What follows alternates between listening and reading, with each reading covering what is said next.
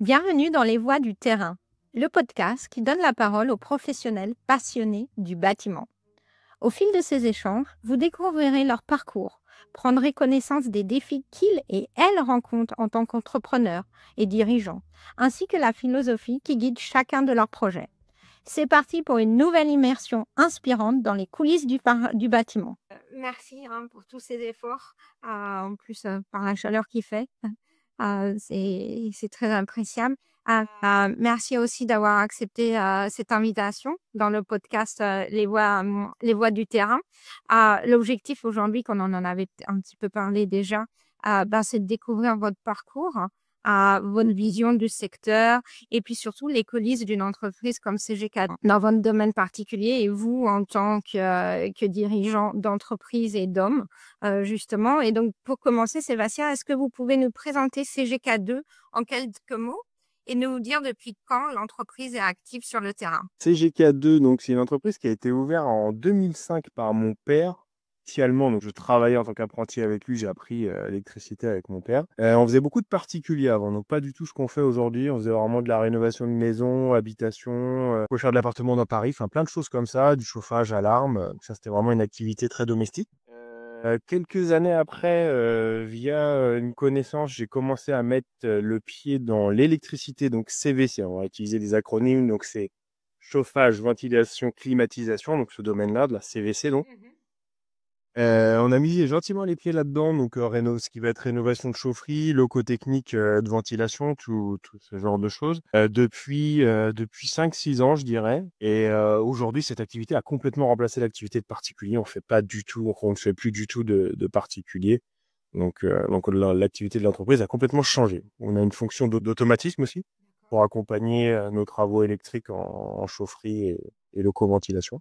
Donc voilà, pour ce qui est de l'activité de CGK2. Et elle a quel âge alors CGK2, si elle a été fondée par votre papa? Alors, donc l'entreprise, elle date de 2005, donc du coup, ça a 20 ans cette année. Joyeux Voilà. La fois qu'il y a eu CGK1, donc il y a deux, parce qu'il y a eu un qui a fermé. CGK1, il devait dater, je veux peut-être dire une bêtise, mais peut-être des années 80, avant ma naissance, et qui a fermé parce que mon père a divorcé, donc il a réouvert plus tard CGK2. Voilà, d'où le 2. D'où le 2, si c'est important de poser la question.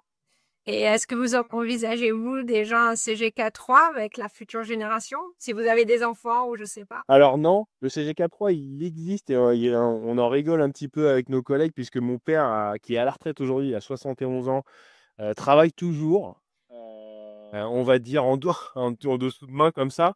Et en rigolant, on appelle ça CGK3 parce que voilà, mon père il a toujours gardé une petite activité de bricolage entre guillemets pour du particulier à droite à gauche qu'il fait pour se maintenir en forme et maintenir les compétences, quoi. Et c'était. D'accord, donc c'était pas totalement une Non, blague. c'est pas totalement faux. On peut considérer qu'il y a un CGK. Très bien, très bien. Et alors vous, aujourd'hui, Sébastien, quel est votre rôle au sein de CGK2?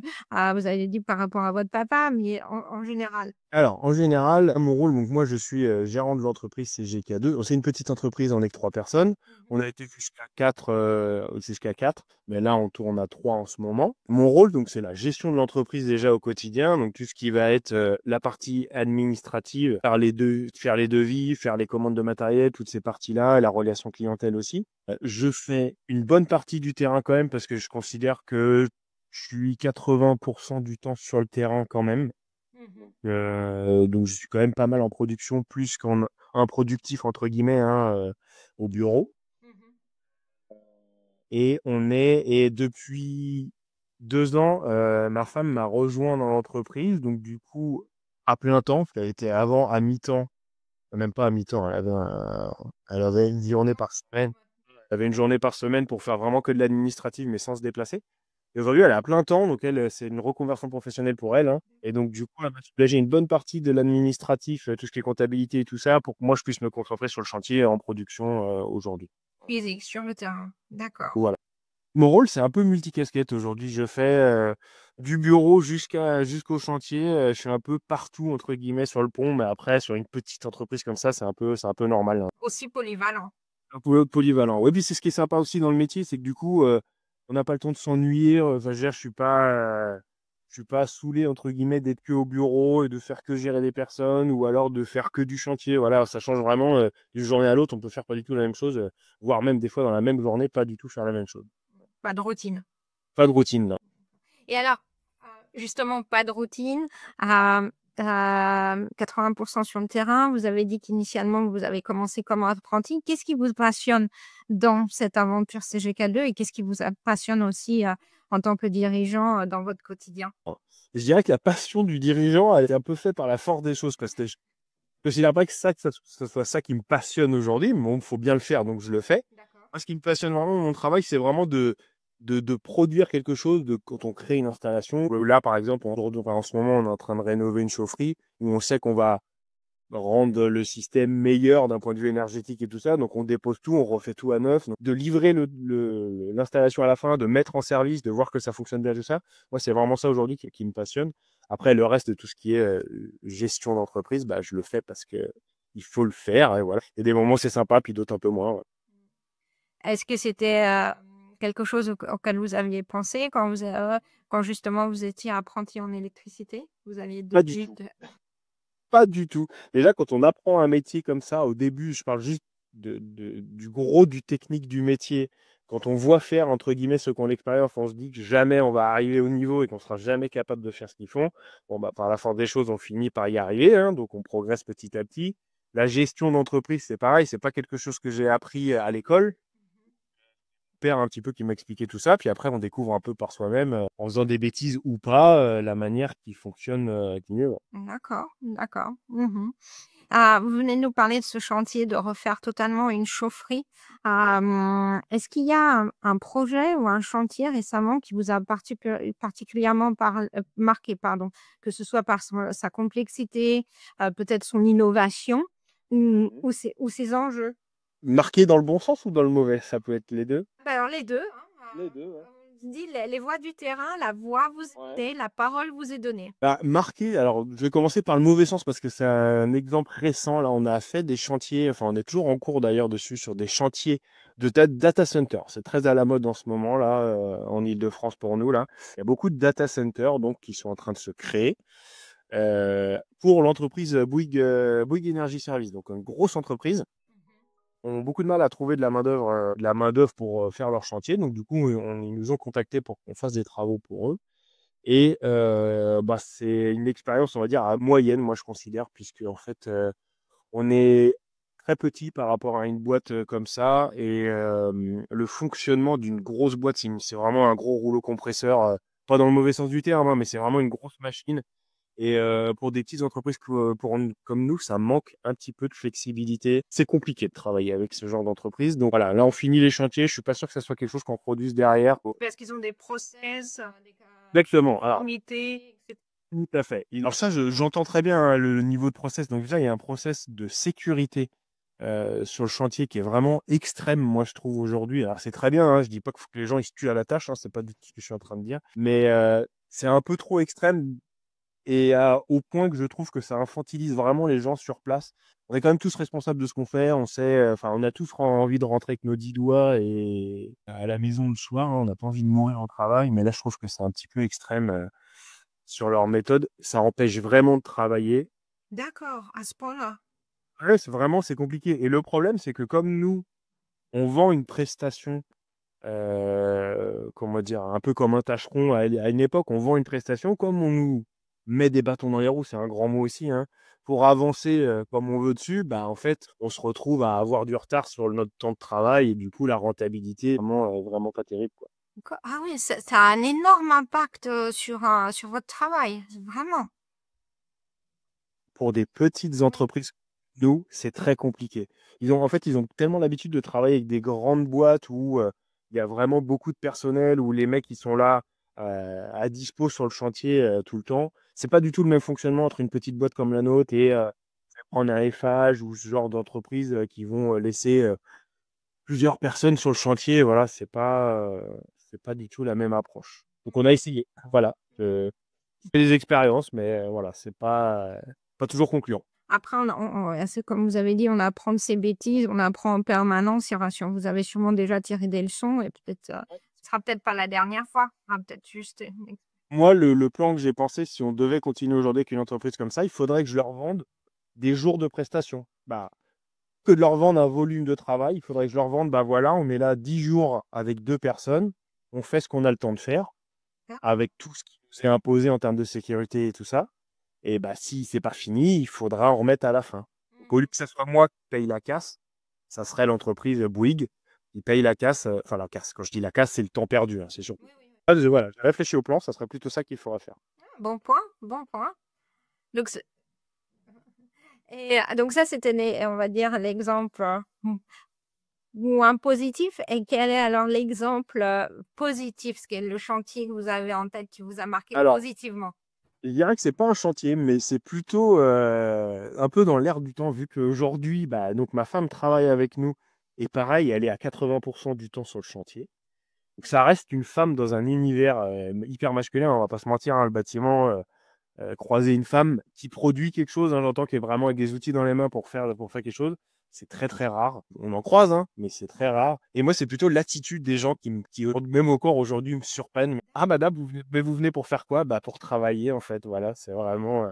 C'est très surprenant. Donc, c'est son petit combat féministe de tous les jours. Donc, c'est assez marrant plutôt. Voilà, c'est une anecdote assez marrante. Moi, je trouve ça bien. Et ça, j'espère que ça fera un petit peu changer les mentalités. Mais quand vous dites justement ce genre de réflexion, est-ce que vous pensez que c'est plus de la surprise, de l'étonnement, ou c'est déjà un jugement, on va dire, plus Alors, négatif, voire non, sceptique? je pense que non, non, je pense que allez pour 80% des réflexions, c'est surprenant, c'est un manque d'habitude en fait. Mhm. Et c'est très rare quand même que ça soit des vraies réflexions sexistes et tout. Ouais, pour l'instant, c'est jamais arrivé. Enfin, moi, je m'en suis pas rendu compte. Peut-être que elle vous dirait le contraire, mais Mhm. non, j'ai jamais vu ça. C'est pas malveillant. C'est vraiment la surprise de ah ouais tiens, c'est un peu assez étonnant. On n'a jamais vu. Voilà, c'est un peu la bête curieuse quoi. C'est vrai. C'en est presque marrant par moment. Après, c'est un bon moyen pour vous de marquer les esprits et les mémoires. Comme ça, on se souvient de vous. Bah là, oui, clairement, c'est l'équipe où il y a la femme qui est ouais, bah voilà, c'est l'équipe où il y a une fille qui travaille sur le chantier. D'accord. Ah, mais c'est oui, oui, deux expériences. Voilà, deux trucs totalement différents. Ouais. Sébastien, vous avez touché un petit peu ce sujet-là là, avec ce projet, ce chantier que vous avez avec Bouygues Énergie. Quelles sont en général les difficultés que vous rencontrez sur le terrain dans vos métiers? Vous en avez parlé là d'un grand groupe qui a des mesures de sécurité qui sont à la limite de vous empêcher de travailler, de faire votre travail. Est-ce qu'il y a par exemple des difficultés, vous rencontrez des difficultés dans la coordination, les délais, la conformité, ce dont on parlait, des exigences techniques, enfin, quelles sont vos principales difficultés? Ou peut-être le recrutement? Alors, le recrutement, pas trop, puisque aujourd'hui, j'ai pas pour projet de faire grandir l'entreprise, donc j'ai pas de problème de recrutement pour le moment. Non, mon combat du quotidien, c'est le combat que je suis vraiment obligé de mener là, qui rend les choses un peu difficiles, on va dire, c'est l'organisation des travaux. Je, je dirais que depuis sortie de Covid, hein, alors c'est Oui. peut-être mon avis, mais j'ai l'impression que la rigueur au travail, elle a un petit peu baissé et on se retrouve comment dire, à planifier un peu tout au dernier moment. J'ai pas beaucoup d'anticipation dans mes travaux. Alors c'est un peu, on m'appelle au dernier moment. Alors par exemple, j'ai un devis de signé.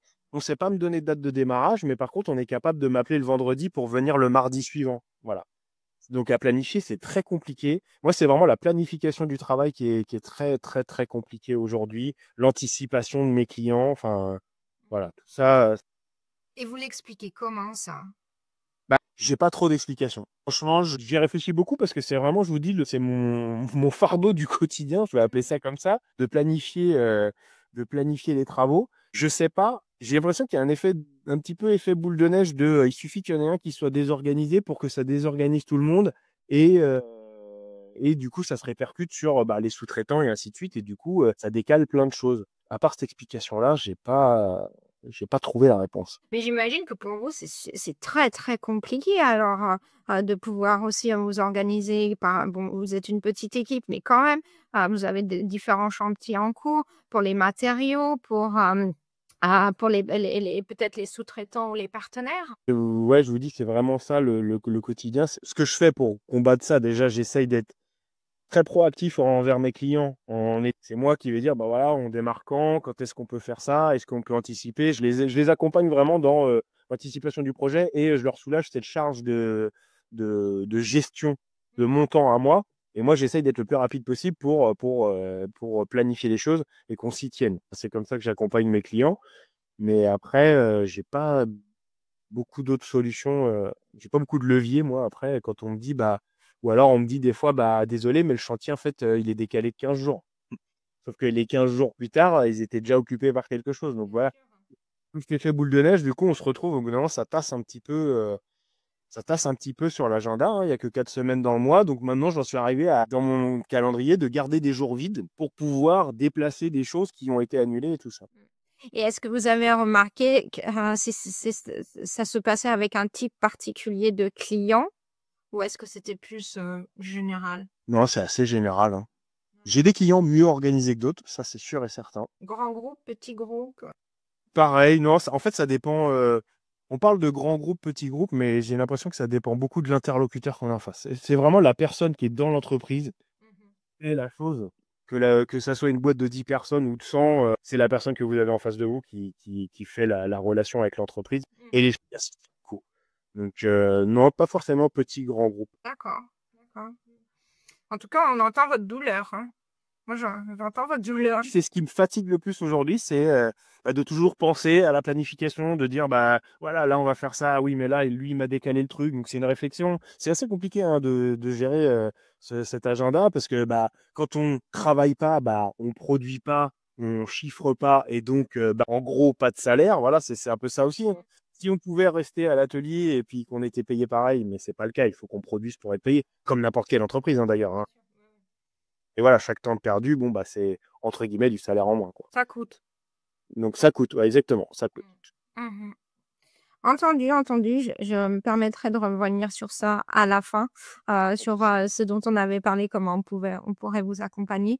Mais justement, comme vous dites, vous êtes dans des métiers très, très techniques. Vous-même, vous passez 80% de votre temps sur le terrain.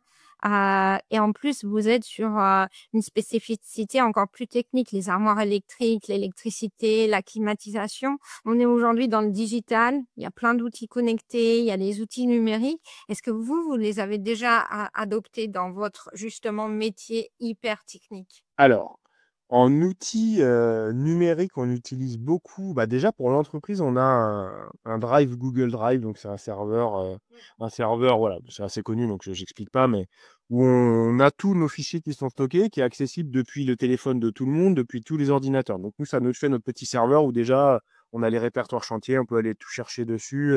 Voilà, ça c'est un outil qui est quand même formidable et accessible en termes de coût pour optimiser un petit peu tout ce qui est stockage de fichiers, chantier, tout ça, devis, enfin la gestion de l'entreprise. Quand on est sur un chantier, par exemple, qu'on a des contrôles, on peut tout de suite sortir les cartes d'identité de tout le monde. Enfin voilà, tout est accessible très rapidement, à condition d'avoir un peu de réseau. Voilà. Après, pour tout ce qui est carnet, pour appeler ça à l'ancienne, on utilise OneNote de chez Microsoft.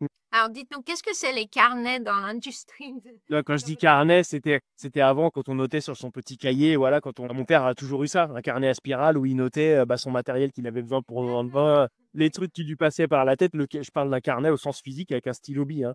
Vous savez, le truc aujourd'hui qui tend un petit peu à disparaître là. Pour replaquer ça, moi, papier crayon, exactement. Papier crayon, bah, il n'y a plus papier crayon et donc on utilise la suite OneNote de chez Microsoft là, qui nous permet de partager aussi les pages. Quand on est sur un chantier, par exemple, qui manque des choses, on écrit tout après chacun, l'un après l'autre, pardon, on écrit ce qu'on a besoin pour le lendemain. Si on a câblé d'une manière, par exemple, avec des couleurs de fil, on l'écrit dedans pour que celui qui revienne derrière, il l'ait. Voilà, tout ce genre de choses.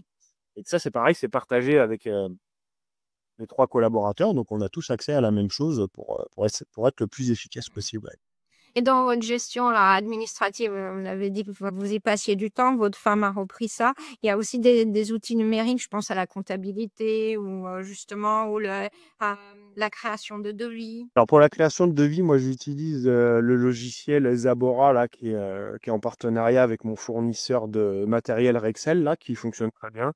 Ça, c'est un logiciel qui est en cloud aussi, hein, il n'est pas sur un ordinateur. Donc de n'importe quel ordinateur, je peux me connecter dessus pour faire des devis. Donc ça, il n'y a pas de souci. On a les boîtes mail, évidemment, aujourd'hui, un peu impossible de faire sans. Donc voilà, je précise quand même, mais voilà. Et sinon, à part ça, après, le logiciel comptable, il nous est fourni par le cabinet comptable. Donc ça, rien d'extraordinaire. Et sinon, c'est à peu près tout. Et après, on utilise aussi les logiciels des marques d'automates qu'on utilise, là, Distech Control. Donc eux, ils ont leur propre logiciel, mais c'est le logiciel fabricant. D'accord, d'accord.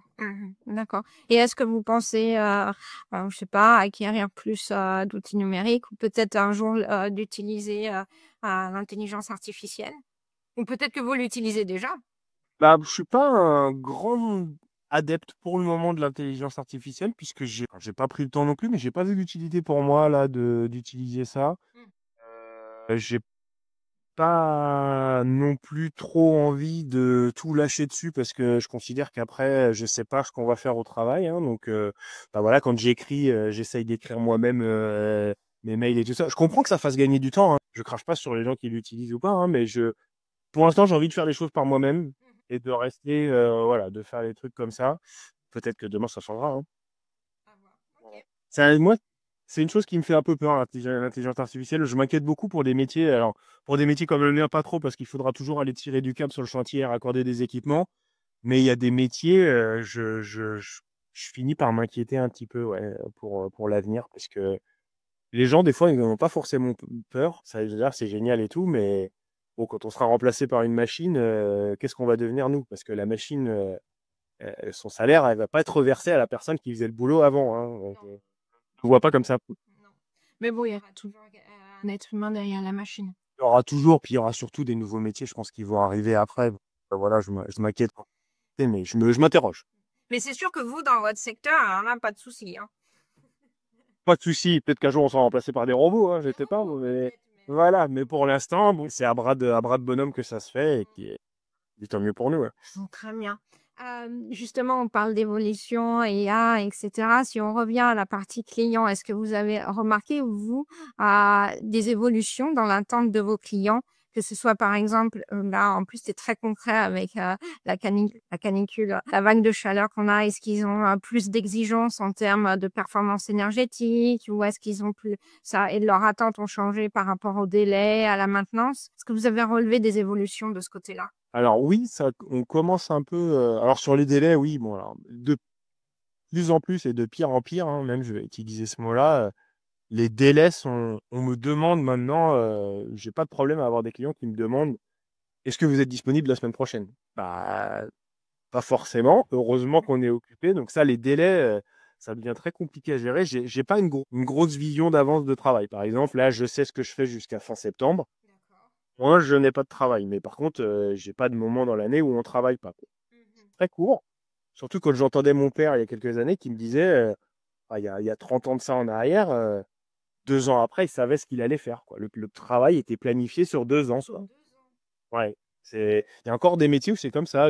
Par exemple, je connais des couvreurs, eux, dans 1 an et demi, ils savent quel chantier ils vont faire. Ouais. Ça dépend vraiment des secteurs d'activité. Nous, pas du tout, mais certains secteurs, oui. Et puis, bah, l'électricité, il y a plusieurs années, on avait la patience d'attendre, en fait, les choses. Maintenant, il faut que ça aille très vite. Donc, du coup, si on trouve pas, bah, si CGK n'est pas disponible, on va trouver quelqu'un d'autre. Ouais, c'est comme ça C'est que ça tout se tout de passe. suite.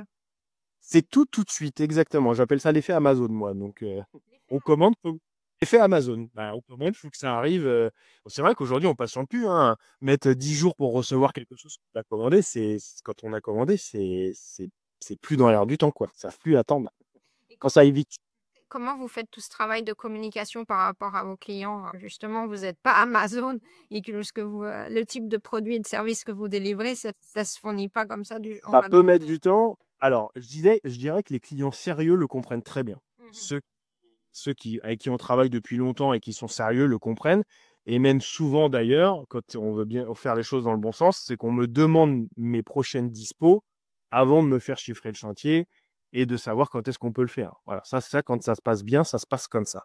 Maintenant, des fois, il y a des gens qui vendent des prestations, qui ont besoin de la faire tout de suite. Et là, on va m'appeler en me disant, bah voilà, dans 15 jours, il y a ça à faire, faut être là, quoi. Et du coup, bah, des fois, coup de chance, bah, on est dispo, mais souvent, on n'est pas disponible. Donc, et bah, dans ce cas, on me dit, bah non, on va passer par quelqu'un d'autre. Puis des fois, 15 jours après, j'ai la même personne qui me rappelle en disant, bon, bah, on n'a pas trouvé, est-ce qu'on peut, vous êtes toujours disponible? Oui, mais dans 15 jours, du coup.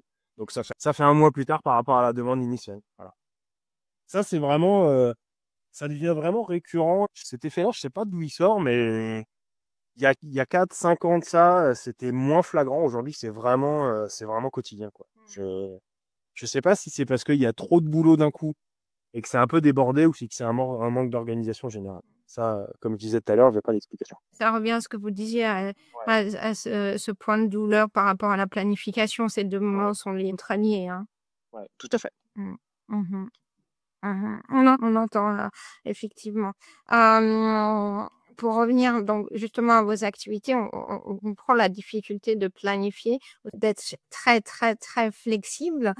Est-ce que vous avez encore le temps de développer l'activité? Par exemple, là, vous nous avez dit que Bouygues Énergie vous avez contacté. Comment justement ça se passe du point de vue, développement d'activité? C'est par le bouche à oreille, les relations directes? Est-ce que vous faites des appels d'offres? Comment ça se passe? Quand vous dites développer l'activité, c'est pour trouver de nouveaux clients? Exactement.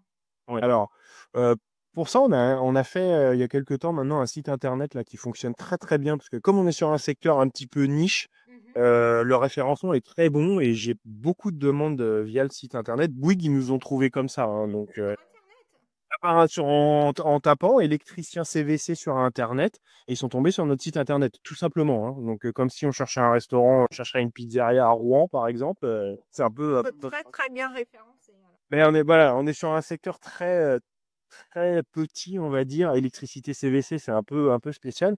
Donc, du coup, le référencement, il est assez facile à faire, hein. C'est pas comme si j'avais un restaurant à Oudan, par exemple, où là, par exemple, il faudrait sortir devant tout ce qui existe, c'est plus compliqué. Ça, donc le site internet marche très bien. Le bouche à oreille des clients aussi, souvent, bah, j'avais l'électricien qui va bien pour faire ça, donc le numéro, il passe. Mmh.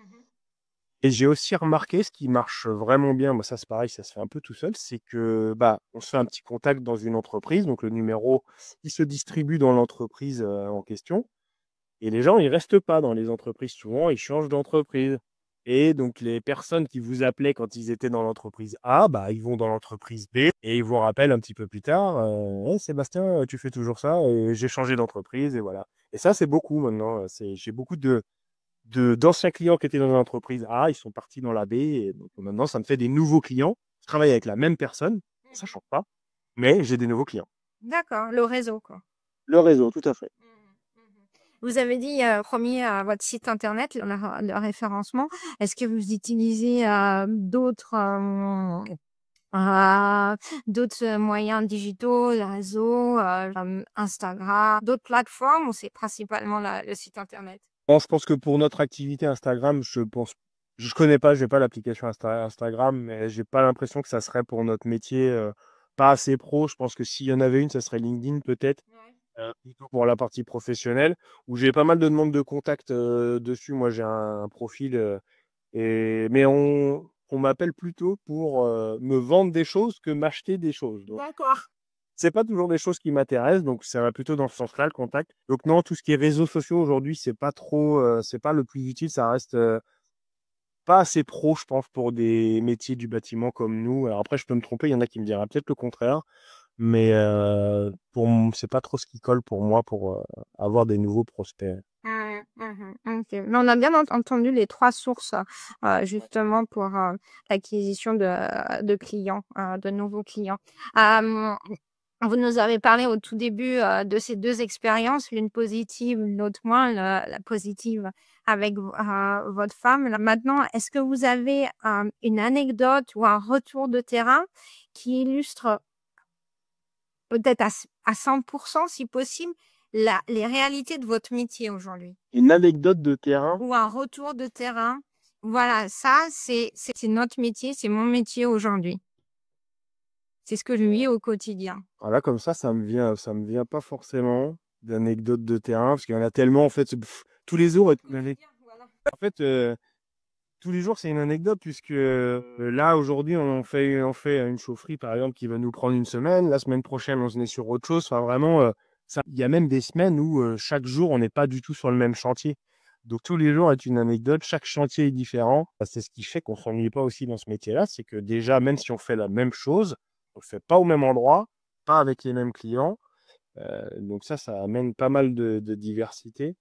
Moi, c'est vraiment ce côté-là que j'aime bien dans le métier. Je pense qu'aujourd'hui, je serais un peu malheureux d'avoir un travail où je viendrais tous les jours au même endroit à faire plus ou moins la même chose. Le fait de ne pas se déplacer, ça me rendrait un peu triste. Et ma femme, c'est la réflexion qu'elle m'a fait il n'y a pas très longtemps. Elle me dit, je ne sais pas si j'arriverai à retourner, parce qu'elle était dans les ressources humaines avant, et elle allait au même bureau tous les jours. Elle me dit, je ne sais pas si j'arriverai à retourner tous les jours au même endroit et pas voir des nouvelles têtes et tout ça au quotidiennement. C'est vrai que ça, c'est assez spécial. Ça peut être contraignant, hein, c'est parce que je disais toujours à ceux qui ont travaillé avec moi, on sait quand on part le matin, on ne sait pas à quelle heure on rentre, hein. On peut toujours avoir un problème sur la route, un chantier qui se passe bien. Enfin, voilà, c'est assez quotidiennement, c'est assez spécial. Vous vous déplacez en général dans un périmètre de combien de kilomètres? Alors, je dirais pas en kilomètres, on va parler en temps de route. Je D'accord, oui. fige entre 1 heure et 1 h 15 maximum de route. Mm.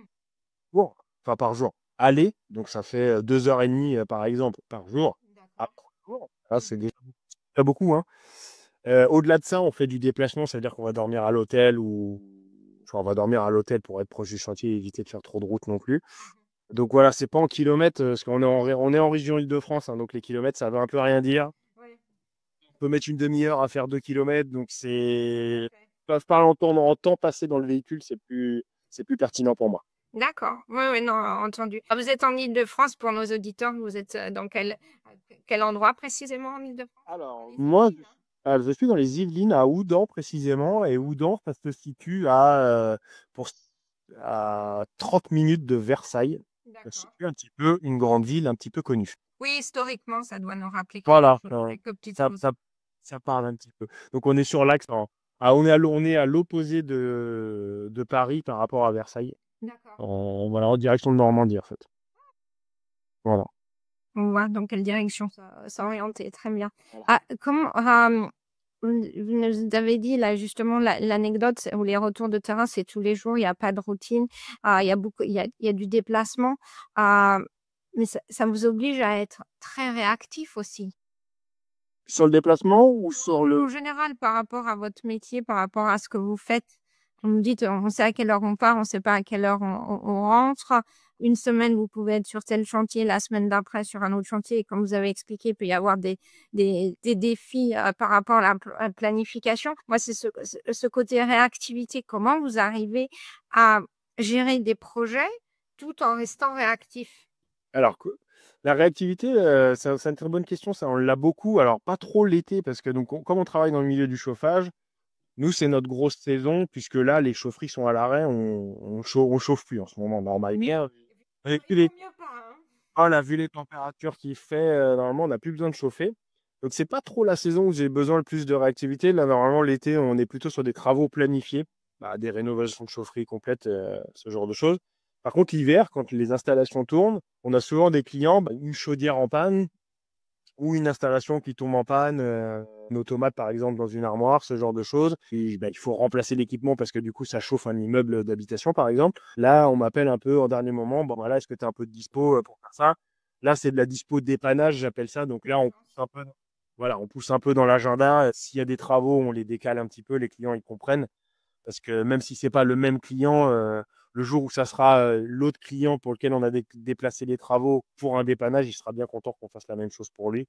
Donc voilà, donc, on joue un petit peu avec les jours de la semaine, hein, on pousse un petit peu pour créer de la place pour ce genre de dépannage. Ça va. C'est pas forcément le plus compliqué. Puis bon, c'est pour la bonne cause. Donc voilà, donc des fois, on fait des journées un petit peu plus longues pour compenser aussi quand il y a besoin. Et peut-être Voilà. parfois des journées plus courtes. Et parfois, voilà, des fois, on peut faire des semaines à 30 heures au lieu de 40 ou des semaines à 60 heures au lieu de 40. C'est vraiment, c'est très difficile d'avoir un horaire fixe. Comme je vous disais tout à l'heure, hein, on part le matin, on sait quand, le soir, on sait pas trop. Donc ça demande beaucoup de flexibilité aux personnes qui travaillent avec moi, du que voilà, au quotidien, des fois on est un petit peu en retard pour rentrer le soir, quoi.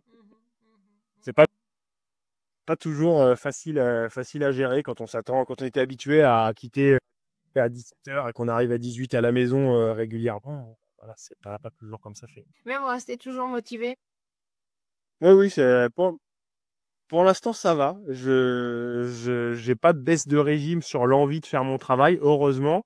Mais là, comme je vous racontais tout à l'heure, le chantier Bouygues, celui-là, si je devais faire que ça, oui, je pense que là, je finirais par arrêter parce que ça me plaît pas, quoi. Je m'amuse pas quotidiennement à faire ça, là.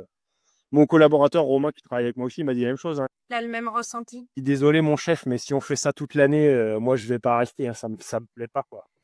Et dites-nous, histoire qu'on connaisse la fin un peu avant vous, il est prévu pour quand ce chantier? La livraison, la fin. La livraison, initialement, il aurait dû être fini en juin de cette année. Donc, il aurait déjà dû être fini. Sauf qu'il y a eu plein de retards de chantier, comme tous les chantiers. Puis comme c'est des chantiers compliqués, on cumule vraiment les retards. Là, il estime livrer en octobre. Moi, je serais plus d'avis. Je pense qu'en décembre, on y sera encore. Et vous avez commencé quand? Et j'ai commencé en retard. À la base, je devais le démarrer le 10 avril, ce chantier. Donc, j'avais gardé du temps. Là, c'est un bon exemple. J'avais gardé du temps dans l'agenda. J'avais gardé 15 jours ou 3 semaines de libre pour faire ce chantier-là. Et une semaine ou 15 jours avant, c'est même pas eux qui m'ont prévenu, c'est moi qui les ai appelés disant c'est toujours OK pour ce chantier-là, on démarre le 10 avril. Ah non, du coup, c'est décalé, peut-être qu'on va plus démarrer vers le 15 mai. Ah oui, mais messieurs, prévenez-moi que moi je puisse prévoir. Donc là, on s'est retrouvé un peu au dernier moment à trouver des chantiers. Alors, j'ai rappelé des clients que j'ai refusés. Enfin, voilà, je me suis retrouvé au dernier moment à chercher un peu à boucher les trous. Donc voilà, ça, c'est vraiment difficile de rappeler des gens à qui vous avez dit non. C'est pas évident. On a réussi à reboucher le trou, mais ça se paye au prix de quelques efforts, quoi. Donc, non. Ce chantier, il va avoir 6 mois de retard, je pense, quelque chose comme ça. D'accord. En tout cas, on espère pour vous, on entend encore une fois vraiment ces difficultés, cette douleur, on espère qu'il va se terminer le plus rapidement et dans les meilleures conditions possibles. Le chantier est fait, là, il nous reste des finitions, entre guillemets, à faire. Et c'est plein de petits moments où on va y aller quelques jours comme ça pour finir des choses à droite. Le gros a été fait. Le gros a été fait, fort heureusement. Et puis les derniers points dans ce podcast, Sébastien, c'est bon, vous avez commencé en tant qu'apprenti, hein, c'est votre métier à la base, et puis c'est aussi une histoire familiale, on l'a entendu. Si vous deviez donner un conseil aujourd'hui à un jeune qui souhaite se lancer dans le CVC, l'automatisme ou même en général dans le bâtiment, qu'est-ce que vous lui diriez?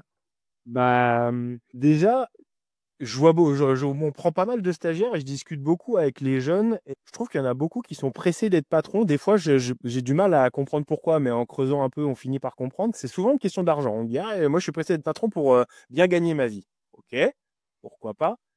Mais bien gagner sa vie, ça veut dire produire beaucoup aussi, hein. C'est pas parce qu'on est patron que l'argent, il tombe tout seul, il tombe du ciel tout seul, hein. Une fois, il y a même un stagiaire, jeune mais pas si jeune, il avait 19 ans, qui m'a dit, tu viens avec nous travailler? Oui, enfin, c'est mon travail. Moi, je pensais que le patron, il restait au bureau toute la journée. Voilà, c'est comme si j'étais pas là pour produire quelque chose. Encore le stéréotype du patron Ah oui, du bureau qui compte les billets. On a un peu l'impression que c'est ça. Mais c'est marrant parce que c'est un jeune de 19 ans qui me dit ça. Je m'attendais pas à cette réflexion pour quelqu'un de cet âge-là. Donc, j'ai trouvé ça assez surprenant. Non, moi, je pense que le premier truc, c'est déjà d'avoir un peu de maturité dans son travail. Donc, pas forcément à se mettre à son compte trop vite, de se faire un peu son expérience dans une entreprise, ou plusieurs même d'ailleurs. Ça permet de diversifier un peu ses compétences, d'avoir une certaine maturité dans son job pour avoir les bases solides et que la partie production, donc travail, soit facile. Et tout ce qui arrive derrière à gérer, ça va être moins facile parce que souvent, c'est des choses qu'on n'a pas appris. Moi, j'ai pas appris la gestion d'entreprise à l'école, j'ai pas appris la comptabilité. Tout ça, on l'apprend par la force des choses et des fois en faisant un peu des bêtises. Donc du coup, un deuxième conseil que je pourrais donner, ça serait de pas avoir peur, je pense, soit de prendre des cours ou de s'instruire un petit peu sur ce qu'est la gestion d'entreprise. L'entreprise, la gestion des ressources humaines aussi avec les gens, parce que c'est pas toujours évident d'être. On peut être très bon chef d'entreprise et très mauvais manager, hein. Tout à fait. Ça se voit, hein. Il y a même des entrepreneurs qui ont du mal à garder du personnel parce que techniquement ou en gestion, ils sont très bons, mais en management, c'est compliqué. Donc, de prendre des cours de commerce ou des gestions comptables, ça serait plutôt pas mal. Il y a des petites formations ou même suivre, ou même acheter des bouquins, des fois juste lire des bouquins de gestion, ça. Voilà. Et après, en dernier, je dirais de chercher un peu de progressivité dans la progression de son entreprise, de ne pas vouloir Ah oui. monter trop vite, Mhm. en moyen de se prendre les pieds dans le tapis. J'entends beaucoup aussi de jeunes, bah, le même, hein, qui m'a dit, bah ouais, moi je voudrais ouvrir ma boîte, avoir 20, 30 personnes au bout de X temps. Bah ok, mais bah, déjà prends-en deux, puis après peut-être trois. Enfin voilà, on sentait que ça voulait aller vite. Mhm. Et je Pressé. pense que ouais, pressé. Je pense que ça, c'est un peu une erreur. C'est un peu une erreur de vouloir forcer un peu les choses, d'aller vite, de pas forcément stabiliser bien financièrement l'entreprise, parce que des fois, il y a des coups durs, hein. Bah, on va reparler par exemple de la période Covid. Nous, on s'en est bien sorti parce que, on a gardé un peu d'activité et que j'avais un trésor de guerre qui a permis aussi de maintenir les salaires de tout le monde, hein. Trésor de guerre. Le trésor de guerre, j'appelle Très ça. fort. C'est C'est très fort comme expression. Et ouais, mais trésor de guerre, bah, ça nous a permis de s'en sortir, hein, parce qu'il y a plein d'entreprises malheureusement qui ne s'en sont pas sorties, bah, parce que le trésor de guerre, il n'existait pas. Mhm. Donc, on peut payer les salaires et qu'on ne produit pas. Alors, en France, on a beaucoup de chance parce qu'on a été plus que bien assistés, mais il y a des boîtes qui ne s'en sont pas remises. Donc, du coup, voilà, se faire un petit peu son trésor de guerre. Voilà, on va garder cette expression comme ça. Très bien, mais c'est entendu. Je crois que le message est clair, hein, pour tous ceux qui veulent se lancer ou peut-être qui envisagent à- une réinsertion ou un changement de carrière. Parfait. Ben, en tout cas, un grand merci Et de rien. Sébastien pour votre disponibilité pour cet échange. Bon courage à vos équipes. Et puis bon, là, comme vous avez dit, c'est plus calme en été, alors reposez-vous, profitez-en. Très bien. Merci. Merci d'avoir écouté cet échange. Si cet épisode vous a plu, n'hésitez pas à le partager autour de vous, à laisser une note ou un commentaire sur votre plateforme d'écoute. Chez Alpia, on continue de donner la parole aux professionnels du bâtiment pour valoriser leur expertise, leurs défis et leurs réussites. On se retrouve très bientôt pour un nouvel épisode. À très vite sur le podcast Alpia.